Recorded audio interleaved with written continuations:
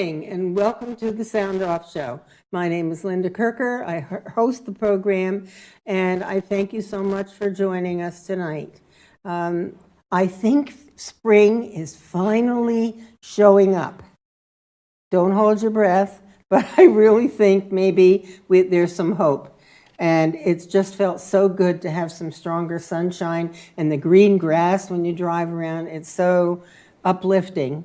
So I hope you're enjoying it the way that I am.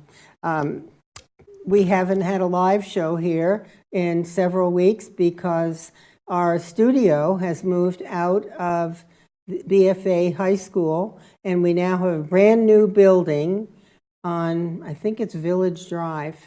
I think that's the name of the road, but it's a wonderful place. You should come sometime and just see all the changes. It's just wonderful. So this is a trial night for me and my guests. It's a whole different setup, but I think we've had good advice on how to deal with everything. And so we're off and running. Thank you again for tuning in. I want to mention that if you are inspired to call in to make a comment or pose a question, that you're more than welcome to do that. The phone number is on the screen, and it's 528-5315.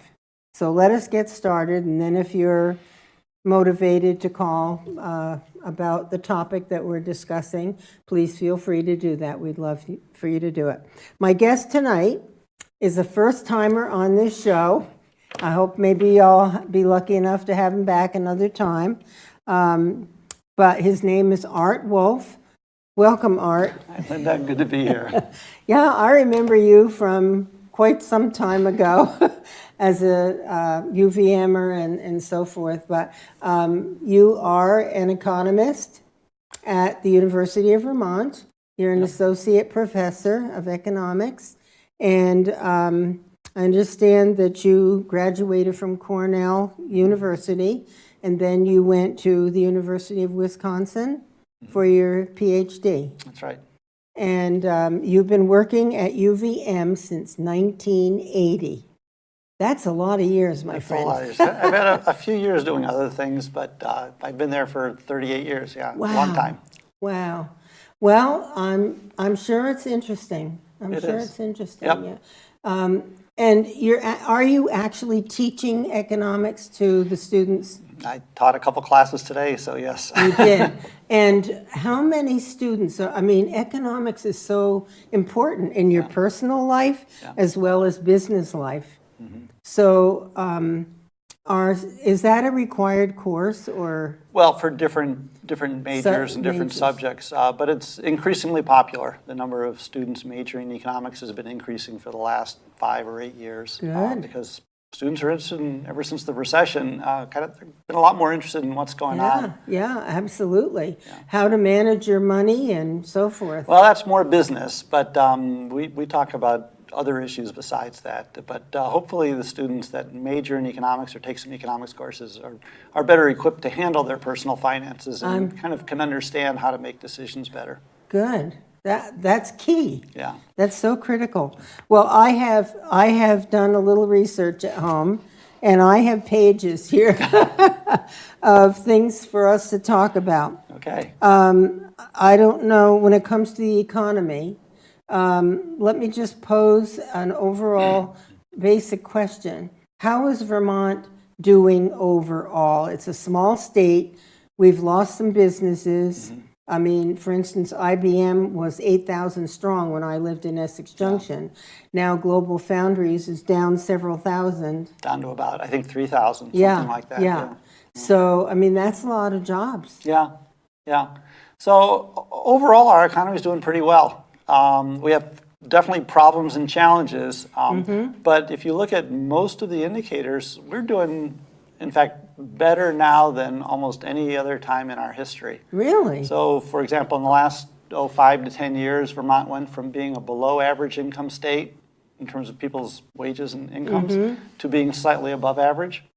And that has never happened before in our history. What do So- we attribute that to? Well, the thing about an economy, if it's healthy, it's really hard to attribute it to any one thing. You know, the old saying, you don't want to put all your eggs in one basket. Well, when you put your eggs in one basket and that basket does well, you're great. But when the basket doesn't do well, so we have actually a very diversified economy, and that's one of our strengths. We have lots of different things going on. Some parts of the economy doing very well, some not doing well, but that's compensated for by the parts that are doing well.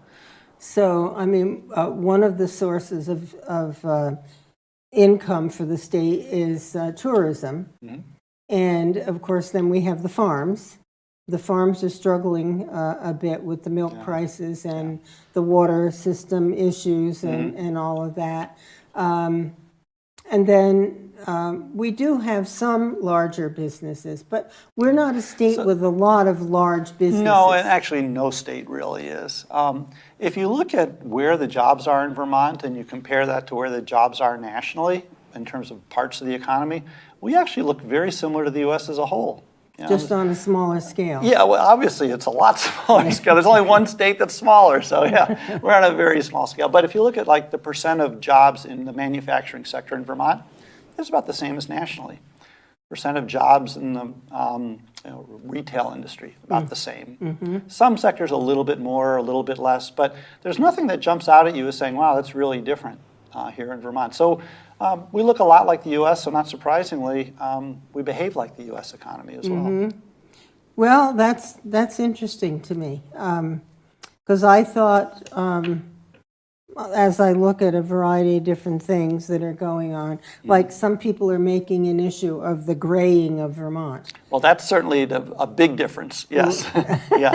Yeah. So there, like I said, there's some things that are very similar, but there's others that are very different. And one of the economy is very similar, but the demographics are very dissimilar in a number of ways. Vermont doesn't have many immigrants. We don't have many minorities. And we have more older people and fewer younger people. And we're going to have increasingly more older people than the U.S. on a percentage basis, obviously. Yeah, one of the things, well, see, I happen to think that having a lot of older people isn't a bad thing, because I could be wrong here. I've been known to be wrong before, once or twice. But I like to think that people who grew up at the time that I grew up were planners and planned for retirement. And I know a number of older people who volunteer and try to help, other people, which is valuable. You don't need then to hire people if they're willing to volunteer. And I don't know, I think... Well, there's certainly, there are certainly a lot of benefits to having an older population.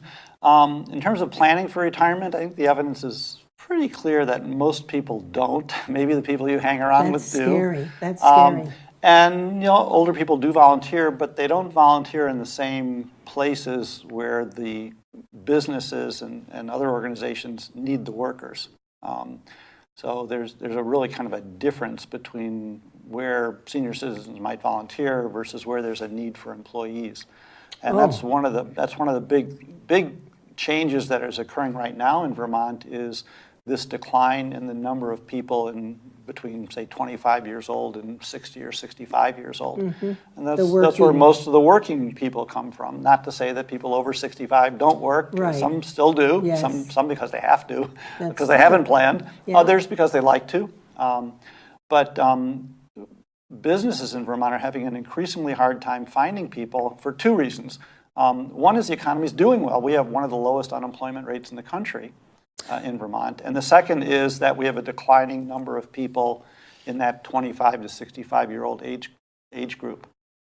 So both of those are, I don't want to say wreaking havoc, but causing problems for any employer in Vermont, whether it's a for-profit firm or a nonprofit organization or a government organization. Well, there are a number of factors there, I think. We have one of the lowest birth rates in the nation. Second lowest fertility rate, which is the way economists and demographers measure it, which basically means over the course of a woman's lifetime, how many babies is she going to have? And in the U.S., it's about 1.9. It's actually lower than it has been in the past for a variety of reasons. But Vermont, it's even below that. It's about 1.5 or 1.6 babies per woman over her lifetime. And the only state that's lower than Vermont is Maine. Really? Yeah. Interesting. Yeah, so basically Vermont women don't have a whole lot of babies, and it's pretty simple math to figure out, well then 6 years from the time that a woman has a baby, the baby goes into kindergarten. 18 years later, they graduate from high school. 22 years later, they're out of college. Sure. And so if the number of babies being born keeps going down each year, which it is in Vermont, we had about, I think it's about a little less than 6,000 babies born in Vermont in 2016. And that's down from like 8,000 or 9,000 10 years earlier. So there's a huge decline. And that's why our school enrollments are falling. And that's why, kind of with a lag, why there's not as many people available for businesses to hire. And coupled with that, people are not moving to Vermont. In fact, more people move away from Vermont than move in. Well, it's an expensive place to live. Well, I don't want to keep saying you're wrong. But the question is, how do you measure that? And it's really hard to measure that. So there are some things that are clearly more expensive, like electricity costs, for example. Property taxes. Property taxes are high here. And Fuel. housing costs are a big deal. And they are higher than they should be, and they're higher than the national average. And given that we're a rural state and things tend to be cheaper in rural states, especially things that are built on land, like houses, land should be relatively cheap, or cheaper than it is elsewhere, but it's not. And that's, I think, one of the big impediments for housing affordability. Yeah, and I know a number of people, Vermonters, who have either moved out, moved south, where your property taxes are less. They don't tax your Social Security. And in some states, they don't tax your, the state doesn't tax your income, I think that's right. All I have to do is go to New Hampshire for a state that doesn't tax income. Right. But Florida doesn't have an income tax, which is one reason it's so attractive. I think the weather has something to do with it as well. Texas doesn't tax income.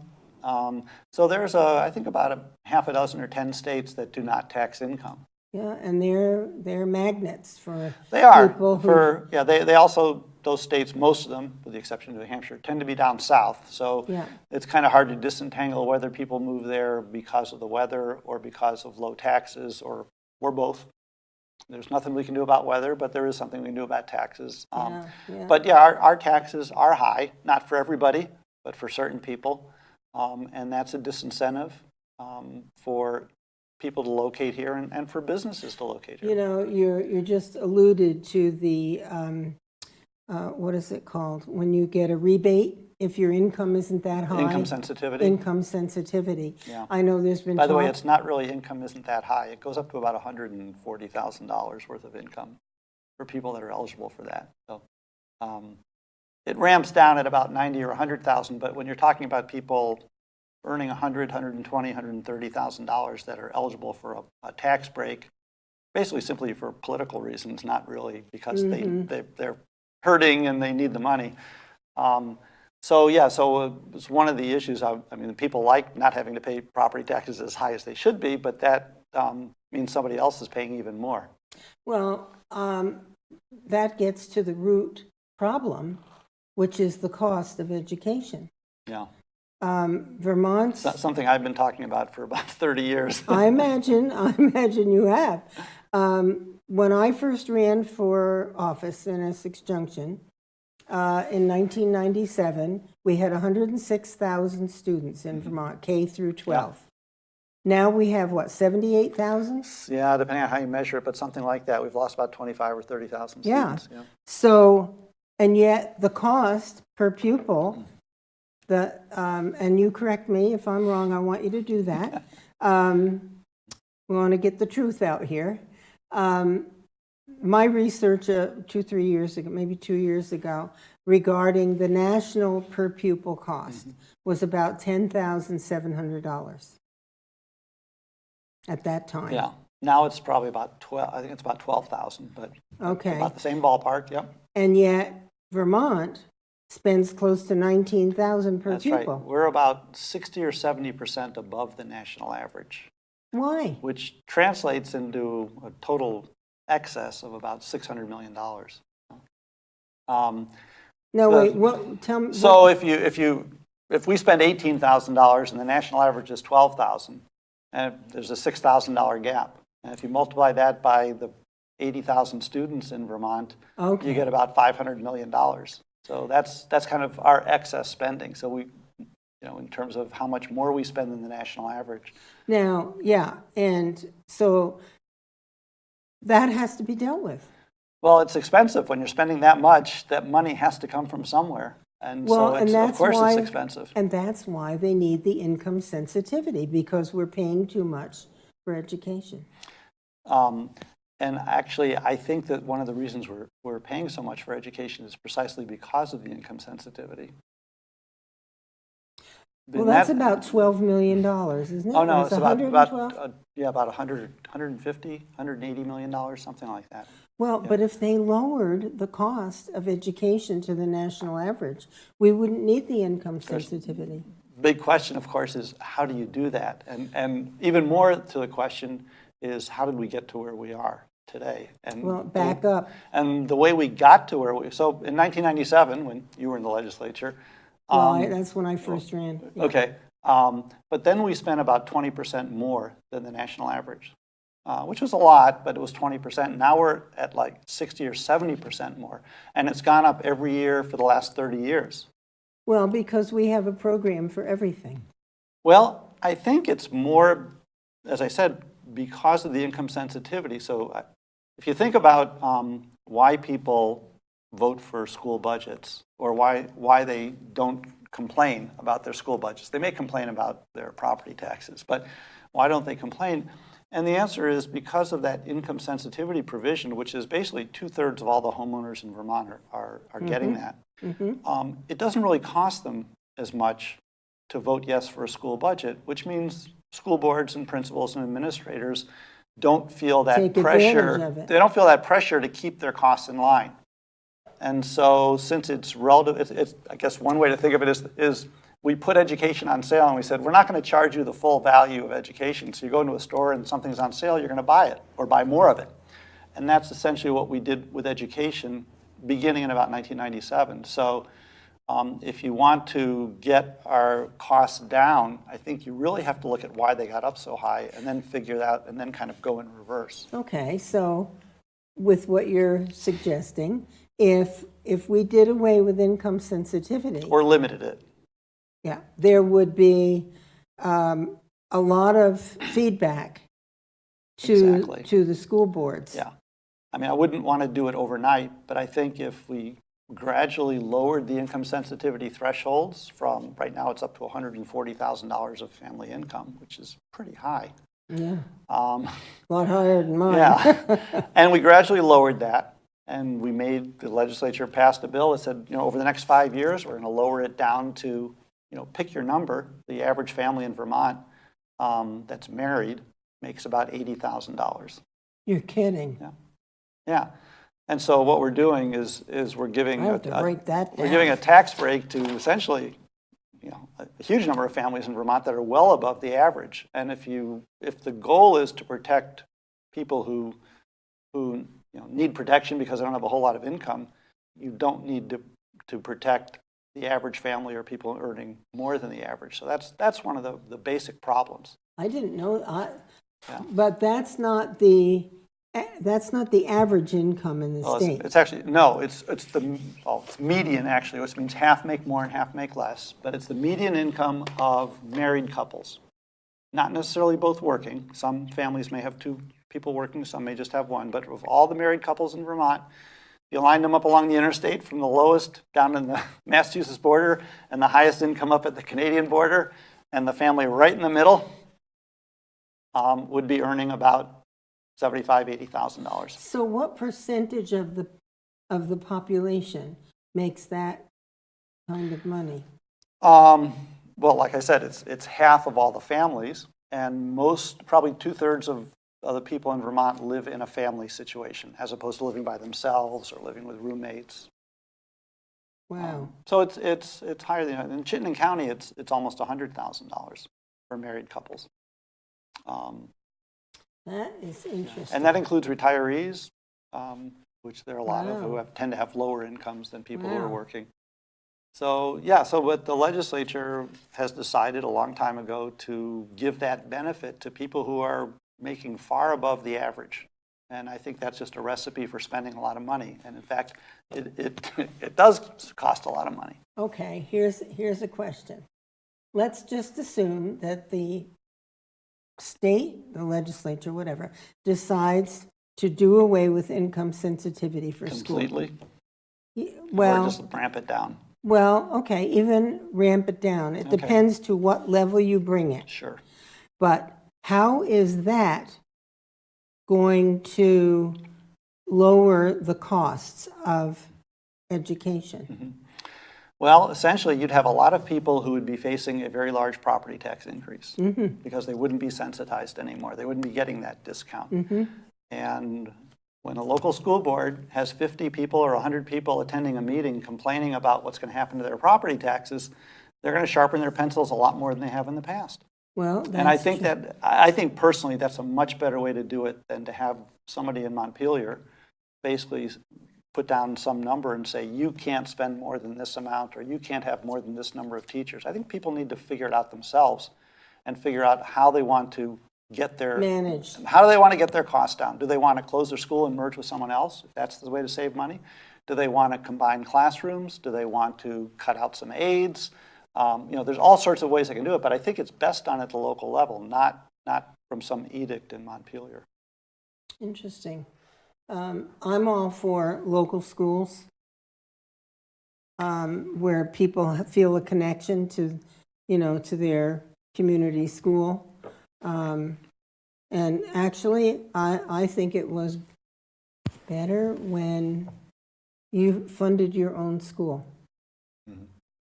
But that's that's the Supreme Court and the way the interpretation has gone after the Brigham decision in 1997. But I think the legislature's response to that Supreme Court decision is the cause of why we are spending so much on education. And the problem, if you want to kind of think of it in a more global sense, isn't just that we're spending so much more on education and we're therefore have very high taxes to pay for that, but our taxes are so high that it really doesn't leave many resources to deal with other pressing problems that the state has, such as cleaning up Lake Champlain or dealing with child abuse, or all sorts of things, the opioid epidemic. All those things are very, very important issues, and we're spending so much on our schools, and frankly, I don't think we're getting our money's worth. I agree. That's a whole different issue. But I agree with you. But it's really starving the rest of government for needed funds for services. So why isn't anybody doing anything about it? Because it's very difficult, and there's organized interest groups, and my solution, or anybody's solution, involves pain. And it's really hard to do. Life is painful sometimes, but the people are allowing it to happen. But what gets me, there was one year, Art, that I can recall in particular, where my community level funded the budget for the school for that ensuing year. At the same time, Burlington raised its taxes by 12%, or its costs by 12%. We had to pay for that. And we did the right thing. So that's not right. Well, our school funding formula is extremely complicated and leads to all sorts of weird things like that, and creates all sorts of incentives that you really have to think through in terms of what it means in terms of people's spending decisions and even economic development decisions. I want to make it perfectly clear that I am a big supporter of education. I think except for a solid family, there isn't anything really more important for the future is than the education, a really great education for our young people who are the future of our nation. I don't like how schools are being run, and I don't want to belabor this, but if I were queen, and I say that on the show sometimes, we all know I'm not, but if I were queen and I had the opportunity to change things to, when I was in school, maybe you too, 25 students sitting at their own desks, so they're not, sitting at a table with other people milling around or moving their papers or anything. You have your own little desk to work at, to focus. And there were no problems. You shoot a spitball across the room and you were in the principal's office. It's a lot different today. Anyway, let's move on. But I'm learning. Thank you very much. I'm learning. Okay. Effective. Let me see. What percent of our state monies do we spend on welfare? No, I do not have. Okay. I really have not done a lot of research on. I wrote here effective 25 to 30% on welfare. Oh, maybe that's the number of people on welfare in Vermont. It's about one-third. That seems awfully high. One-third are on, is it food stamps? I don't know. I'm not sure. I don't know the answer. Okay.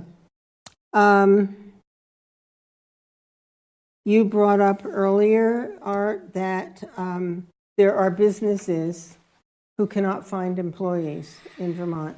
Now, the governor went to several different businesses, I think 6 of them or so, and reported that each one of those businesses could hire, right now, 20 to 100 people, and they can't find the employees. Yeah. Now, whether that's because the potential applicants are on drugs, or they just don't have the knowledge or the skills, or they tried to hire them, but they weren't reliable, they didn't show up on time. Yeah, there's a whole bunch of factors, but when you've got an unemployment rate of 3%, which is what ours is. 3% of what? 3% of the people who either are working or would like to work can't find a job. That's kind of a joke. So the people who are working is the majority. So if there's 100 people that are 97 people that are working and 3 people that would like to work, that's 100 people. So 3% unemployment means 3% of those people are not working. So it's a pretty small number, but it's people that can't seem to find a job in this kind of economy. You kind of have to ask yourself, well, why can't they find a job? It's a very low number. Nationally, it's a little over 4%, so it's also very low nationally. So the unemployment rate everywhere is very low, and this is a problem in Vermont, but it's a problem everywhere. It's a particular problem in Vermont because our unemployment rate is even lower than the national average, and because we have this lack of people between the ages of 25 and 65. The number's going down. So both of those are causing this.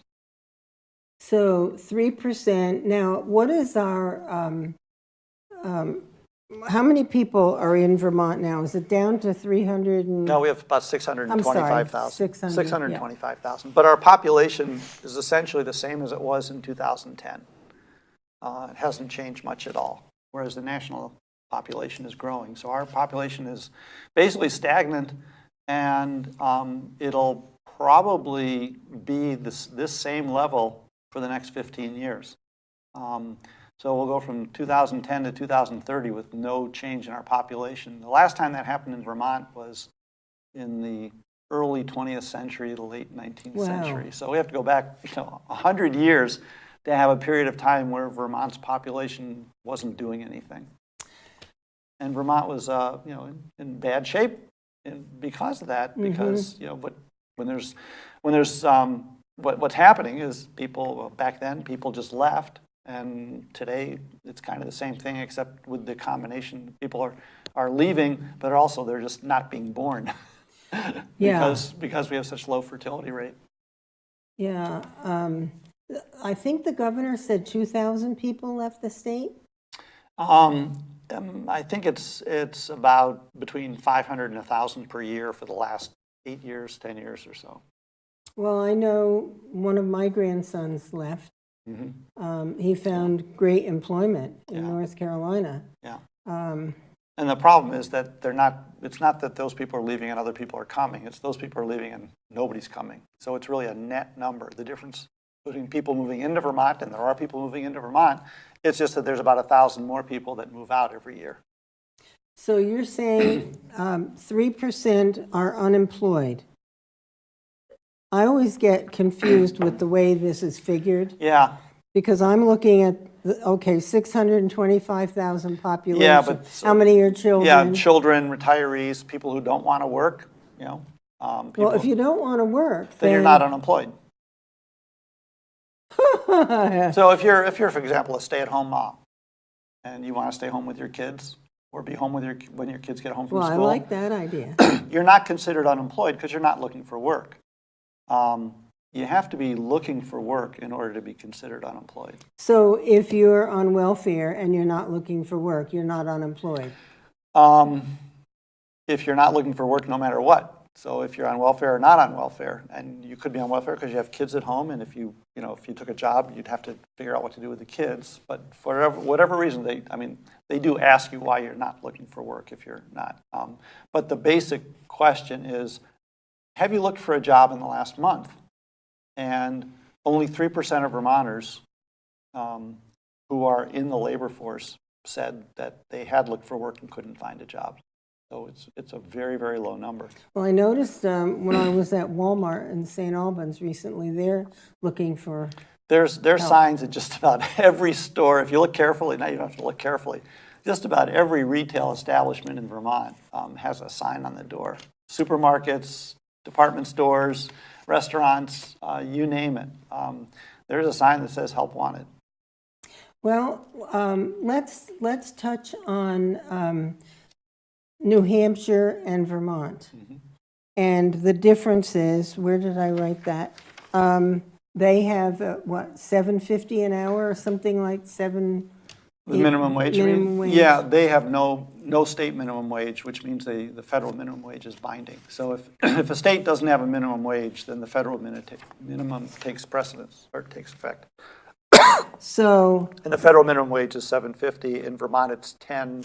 I think 10 or 10.50. And it's going to rise over the years to come, the way that they have it structured.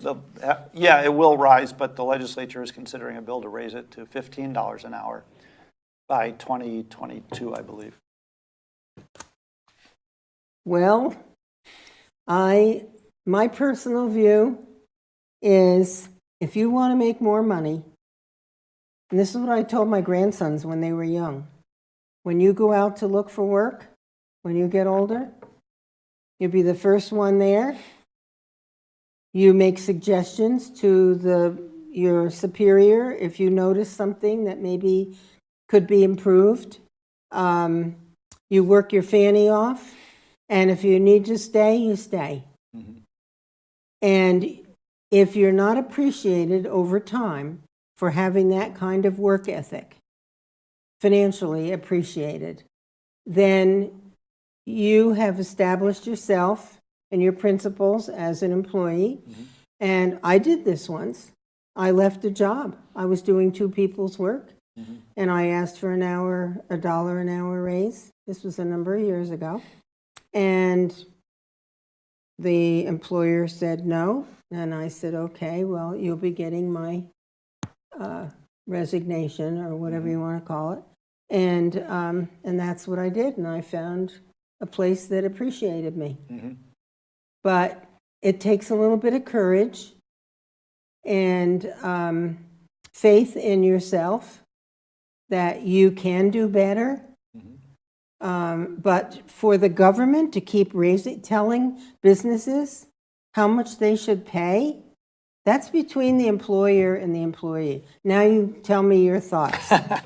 You disagree with me? I think there's definitely problems with the minimum wage, and there are solutions to the problem that I think the advocates of the minimum wage are trying to solve, and there's better solutions than raising the minimum wage. So there's a whole bunch of things get jumbled together when you're talking about that. So for example, there's the assumption that people that work minimum wage jobs are poor. And some of them are, but not all of them. So why pass a law to give a higher wage to someone who's not poor for some of the reasons that you just said? For example, high school kids or college students or somebody who's just trying to make a little extra spending money. Gas money or...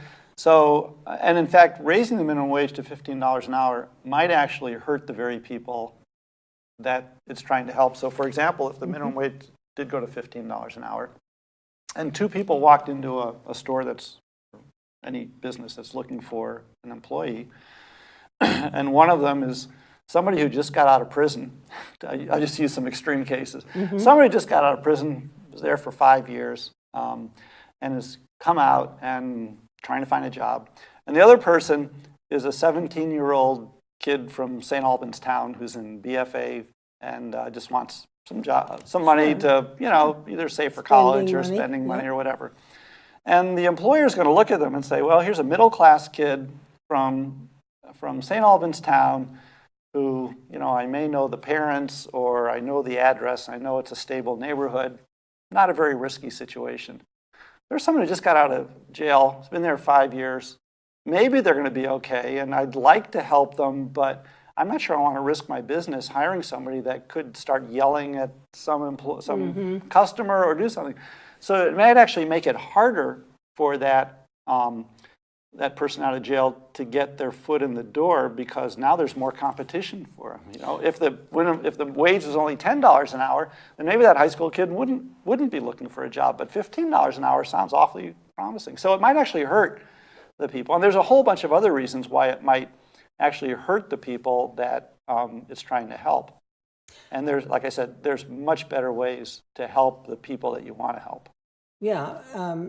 One thing is to train them as to how to be a really good employee. There was another thing that occurred to me.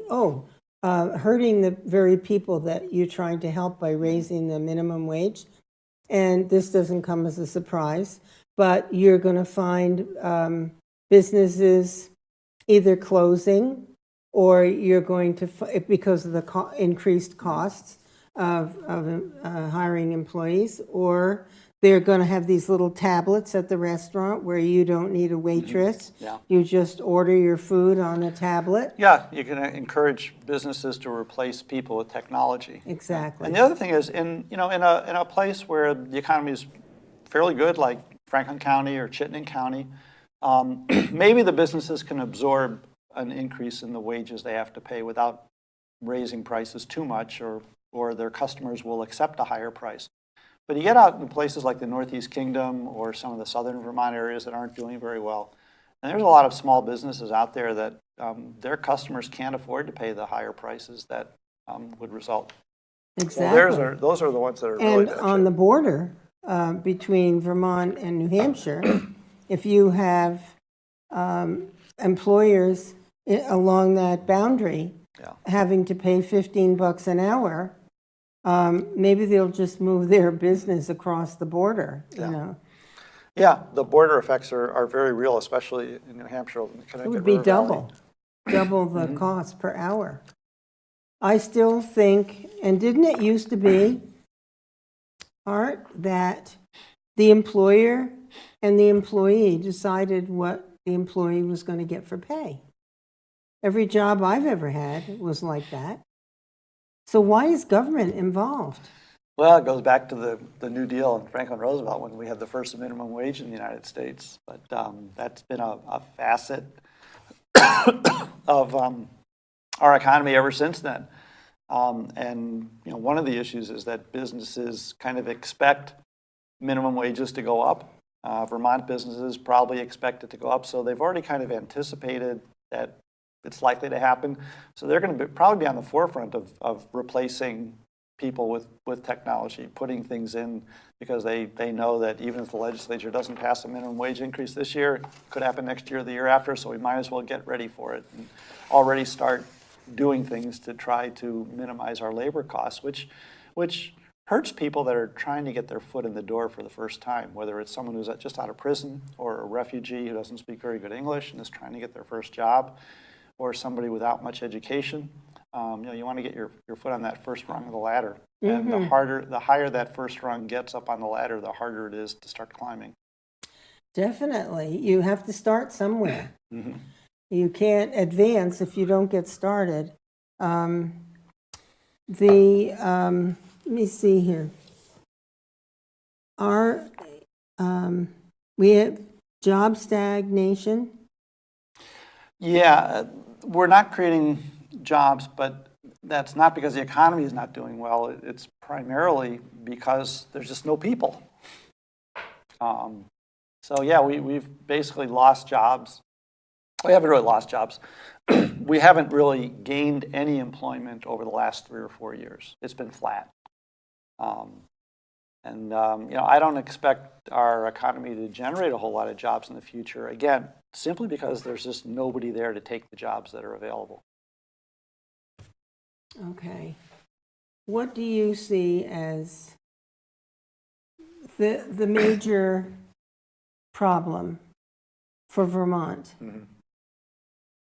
when it comes to economics? Yeah, well, I think the basic problem is a combination of economics and demographics. How do we get people to want to move here, to live here? Productive people? Yeah. Not people we're luring here with some kind of program? Yeah, and that's the people who tend to be the most mobile anyway, the people who are more educated and have skills and are younger. So how do you get them here? And you get them here because it's a good place to live and there's opportunities. And that means you have to make it inviting for businesses that are going to employ those people. So it's a combination of the two. Vermont has certain liabilities that we can't get away from. We're a very small state, and people nowadays, in the 1960s, the old hippie movement time period, people liked living in rural America. It was very appealing. A lot of people moved here because they wanted kind of the rural lifestyle. But nowadays, people don't like that lifestyle at all. And all over America, people are leaving rural areas. And that includes pretty much all of Vermont. Even Burlington is really a rural area as far as when you think compared about to New York City. Well, compared to a city of 500,000 people, even, which is where people like to live in metropolitan areas with 1 million people or so. And so there's not much we can do about that. We're not going to make Burlington or St. Albans have 500,000 people in any of a stretch of time. And there's not much we can do about the weather. And people don't like to live in areas with cold climates. The areas that have been growing in the United States are warm and near the ocean. And people don't like high taxes. They don't like high property taxes, and wealthier people don't like high income taxes. And that is something that we can do something about. It's unlike the weather or the size of the state. We can do something about that. So we have to be very sensitive when we start thinking about raising taxes, when we should realize that that's a detriment to our creating economic opportunities for people. Yeah, absolutely. I was just looking at one of the notes that I made earlier. The personal income tax revenue is Vermont's largest single revenue source. For the state, yeah. Yes. And just recently, forecasters anticipated an increase of $7.1 million more income taxes than the last year. Okay. But they're only up by 1 million. So what they forecasted were what? Well, we're at that funny time of year right now where people, just paid their income taxes, and April and May is a really weird month in terms of people settling and does the money come in as anticipated or not. So we're getting close. We're pretty close to what they expected. But one of the kind of the more fundamental problem, if we look over the state's budget over the last 5 years or so, this demographic slowdown, if there's not any more people working, we're not going to be getting any more income taxes. We'll get some, but not a lot. And for the last 3 or 4 years of the Shumlin administration, we had to raise taxes or fees or something like that every year in order to balance the budget. And so that's kind of an indication that our appetite for spending is greater than our ability to generate the revenues to pay for that spending. Why isn't that? Who is guiding the legislators or the government in general, the administration, in economics? Who is saying, wait a minute? Well, I mean, those are decisions that have to be made by the people we elect. Who's giving them economic advice? There's a consultant that works with the administration to give advice on what the budget's like. And there's a consultant that does tax consulting for the legislature. And the legislature has its own little research and Is this shop, JFO? the JFO, the Joint Fiscal Office. And they have some very good people in there. Yes, they do. So there are good people, advising the legislature. Whether or not the legislators are asking the right questions or whether they're listening to what they have to tell them is a whole other issue. They're ultimately responsible to their electorate, and if they tell their electorate they're going to do this, then that's what they're going to do sometimes, no matter what the facts are. The accountability is missing. The logic is missing. Well, I think, I guess I would say, I think you have to blame Vermonters because they're electing the people who are making the decisions. And so I think the accountability is people have to realize that there's really hard decisions that have to be made, and there's trade-offs, and there's not any easy solutions to any of these problems. I agree, because it's the same thing with the general public taking responsibility. We have rights in this country that are unique. But if we don't fight to preserve them, then they're going to go away. And it's the same concept, in a way, with the spending of other people's money and not being accountable for rationale and logic. If you, and some of this, I'm sure, it never happened with me because I wouldn't let it. But people tapping you on the shoulder, hey, we remember us? Remember when you were running and you wanted a big donation? Well, don't forget us when this vote comes up. That makes me livid. Yeah. Well, the political system, I mean, we have it, and it's our system, but there's a lot of messy parts to it. Well, what I often tell people on this program, who are the viewers, that it's so critically important to know what the principles are of the person that you are giving your precious vote to. Yeah. And you don't tell them what you want. You say, where do you stand on this?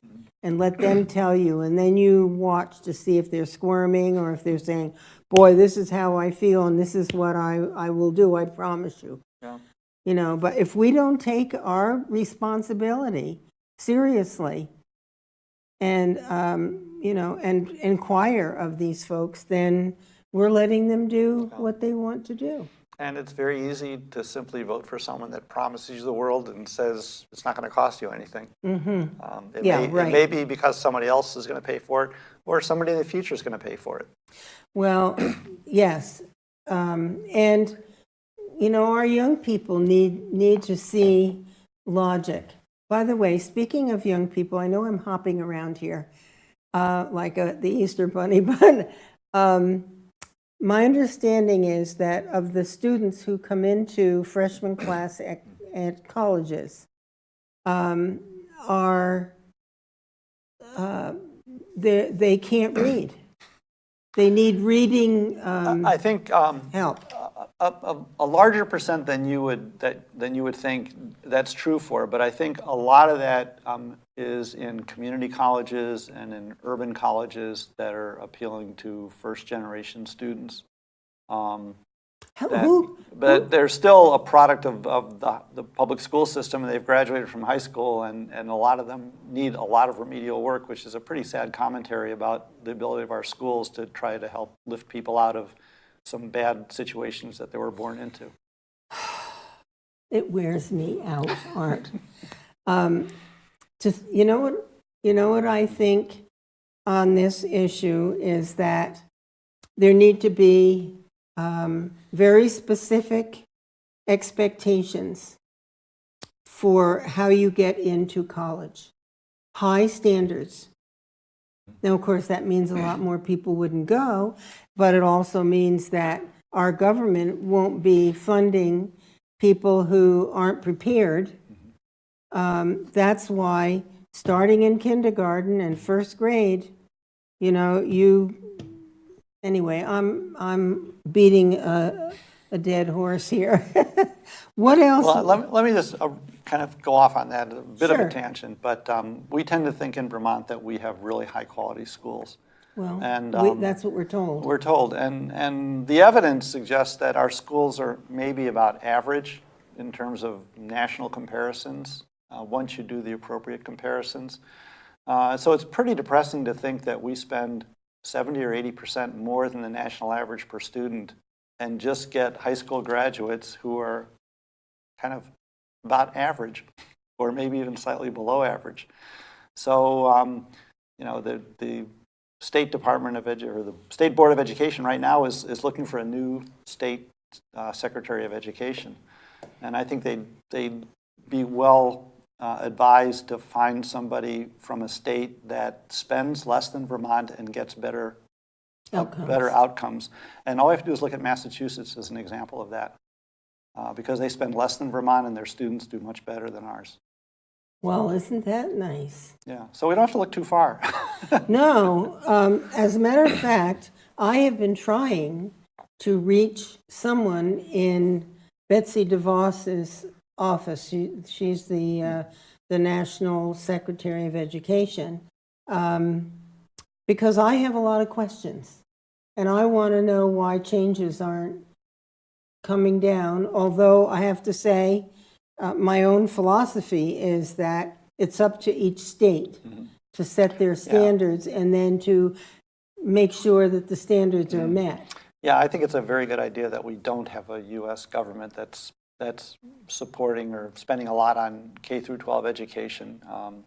I think that it's better left to the state and to local government. Then you get variety. Yeah. You know, and it's not all in a lockbox. Yeah. Everybody marches to the same, you know, tune. Yeah, and I think you'd get people on the left and the right to agree with that statement as well, because I don't think a lot of people were very upset at No Child Left Behind, which was passed with bipartisan support during the Bush administration, but Ted Kennedy was a fervent supporter of it, and after 10 or 15 years later, people look at that and nobody likes that bill anymore. And when the federal government starts getting involved, it's just not very pretty.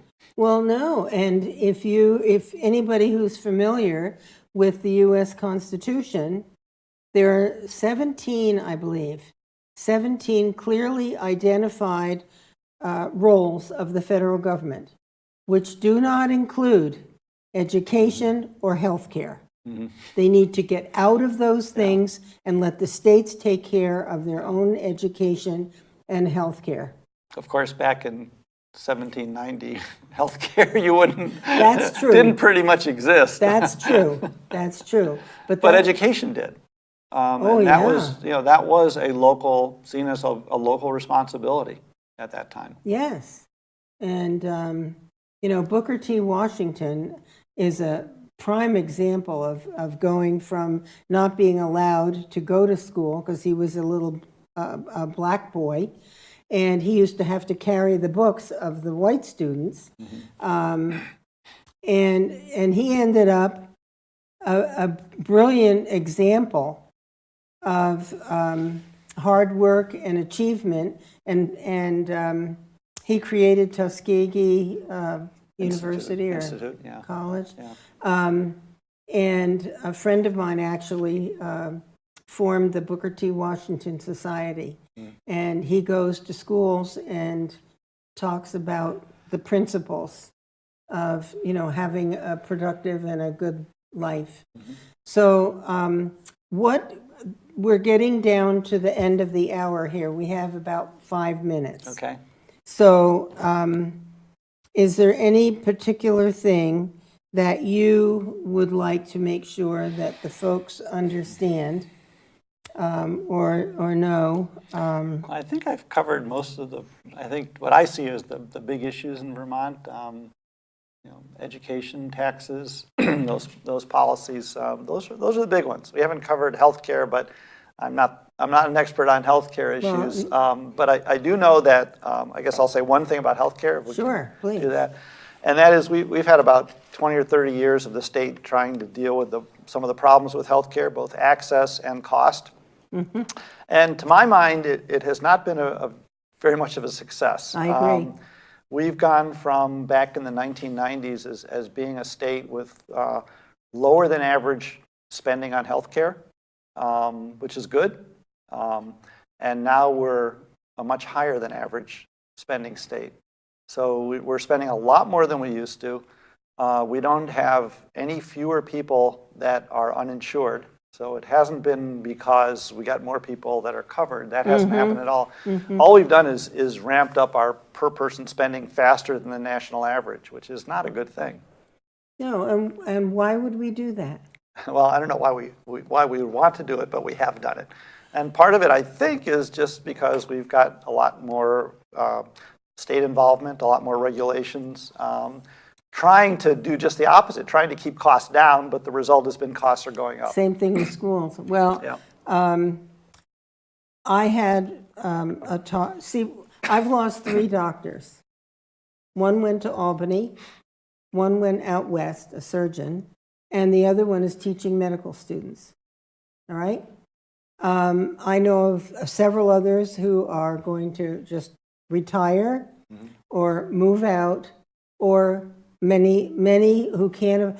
The regulations and the costs of doing business are so high. For instance, Blue Cross Blue Shield, it went up 12% or so. The government allowed, I don't know. Yeah, them to raise their rates. And I was talking with a private provider. There's several doctors in the practice, but it's not affiliated with a hospital. And I said to him, please, please, please don't succumb to, closing down your private practice, because we, the patients, need choice. We need options. We don't want to be locked into going to one place and one place only. And a lot of doctors are becoming hospitalists. They're going to work at the hospitals. So eventually we will be without options for health care. And that again is, government, One Care Vermont. Maybe there are some good aspects of that. Well, the past doesn't give me a whole lot of confidence that they're going to be successful at keeping costs down. I don't think so either. And hospitals have such a big facility to keep up, and all the employees and everything. But I'm a choice person. I like having an option. I don't want to be just directed to one place. So that's my feeling, and I'm sticking to it. Okay. We're down to about a minute and a half. Okay. I have known you from a distance for a number of years. At least I've known who you were. And I so much appreciate your willingness to come on tonight and share your knowledge and your thoughts. It's important for the viewers to have a perspective on what's happening in the state. And I think you provided a lot of interesting information. So thanks. I hope your viewers enjoyed it. Well, I hope so too. I have a friend who says, I didn't call in, Linda, because it was so interesting. I didn't want to get off the couch and go to the phone. So I hope that's the case, folks, that you didn't call in because you were fascinated. And with that, I'm going to say good night. Thank you so much, Art. You're welcome. And folks, have a good week ahead, and I have another interesting show all set up for next week, so please tune in. Take care, and good night.